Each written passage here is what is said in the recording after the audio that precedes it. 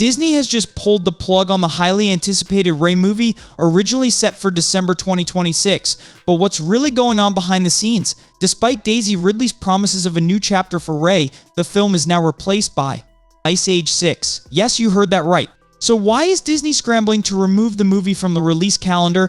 And what does this mean for the future of Star Wars? Could we be looking at another Star Wars disaster? Stay tuned to find out exactly why this movie is in jeopardy and what's happening behind the scenes.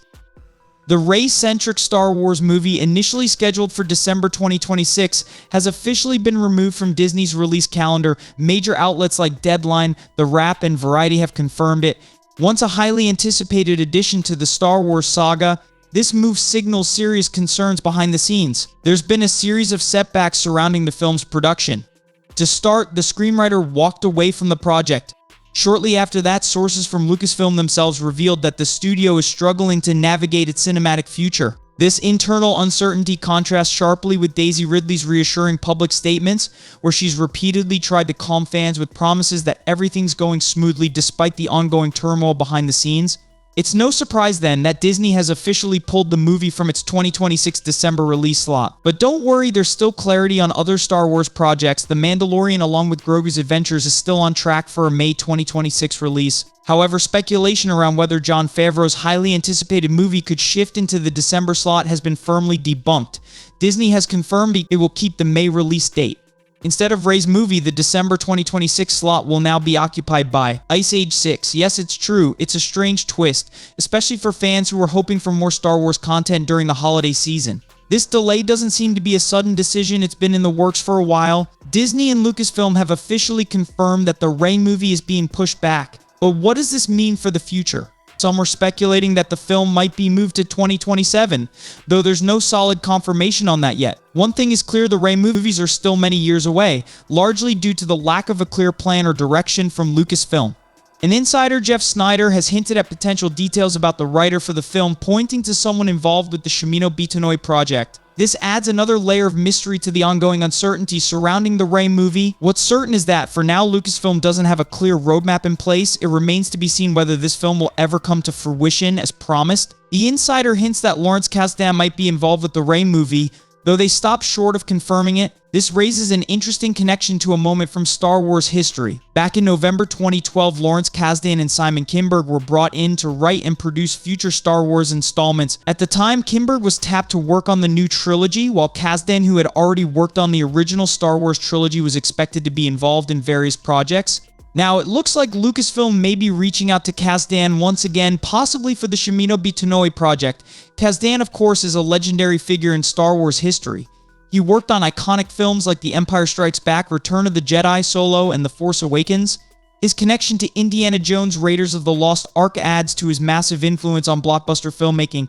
However, it seems that Lucasfilm is in a bit of a bind and might be leaning on familiar faces despite the situation surrounding Star Wars becoming increasingly troubled. Kasdan's relationship with Lucasfilm hasn't always been smooth. In fact, when Lucasfilm reached out for input on Episode 9, he declined. He was fed up with the whole process. Kasdan famously stated that he no longer had an interest in Star Wars, even going so far as to say, "I can't take it." His disillusionment stemmed from the failure of Solo, a project he worked on. He made it clear that he felt Lucasfilm had blown it. It's important to consider his perspective now, years later, given the ongoing hurdles faced by the franchise. The suggestion made on the Hot Mic podcast was that Kasdan could return, but this was purely speculative at that point. The insider could not confirm anything for sure, making it all the more intriguing. If Kasdan thought things were bad back in 2018, one can only imagine how he feels about the current state of affairs at Lucasfilm.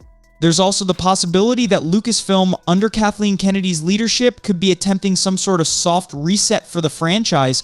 This could involve trying to recapture some of the magic of the past, maybe by recreating the old writer's room environment at Skywalker Ranch, where the original trilogy was conceived. The evidence points to this possibility, especially since Simon Kinberg has had a long history with Lucasfilm, and Dave Filoni, who has gained a strong creative reputation within the company, is heavily involved in shaping future Star Wars projects, even when he's not directly working on them. Despite all the promotional talk about a new direction for the Star Wars universe, there's a sense that Lucasfilm might be desperately trying to return to what worked in the past. It's unclear whether this is truly a fresh start or just a nostalgic attempt to recreate something already lost. Whatever the case, fans shouldn't be surprised if the Rey film is pushed even further down the road, maybe not until 2026 or even 2027. It's honestly surprising it's taken Lucasfilm this long to openly admit that the Rey movie won't be ready on time. The disconnect between Daisy Ridley's public statements and the reality behind the scenes is stark. Ridley has been doing interviews recently promoting the film and talking about how exciting it is to return to the role of Rey.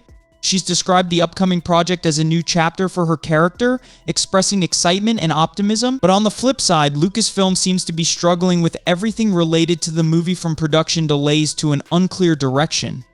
In the past, I've half-jokingly mentioned that I wouldn't be shocked if this movie never gets made. At this point, I'm starting to believe that's becoming one of the more likely scenarios. Some sources are defending the project, insisting that it hasn't been canceled and will still happen. But we've been hearing about this movie for so long without any solid updates. Since Star Wars Celebration, has there been any encouraging news? The constant back and forth and lack of clear announcements only add to the feeling of uncertainty. Fans are frustrated, and it's no wonder that excitement for Star Wars has waned. The franchise has become notorious for announcing projects years in advance without a clear plan, which does nothing to build confidence in the future. On a more positive note, there's some exciting news from the Star Wars TV world. We've gotten a new TV spot for Skeleton Crew, which gives us a closer look at the daily lives of some of the children in the show, particularly a character named Wim. In one scene, Wim is seen eating cereal with blue milk, a familiar sight for Star Wars fans. It's a subtle nod to the iconic blue milk scene in A New Hope and more recently in The Mandalorian Andor. It's these small details that tie Skeleton Crew to the larger Star Wars universe. The clip also offers a glimpse into the world of Aten, a community that seems isolated and sheltered with no immediate danger. But when Wim asks his friend Neil if he ever wants to do something exciting, their adventure begins. They discover an abandoned Jedi temple and the Onyx Cinder, traveling through hyperspace and encountering a pirate ship possibly tied to the Mandalorian Season 3.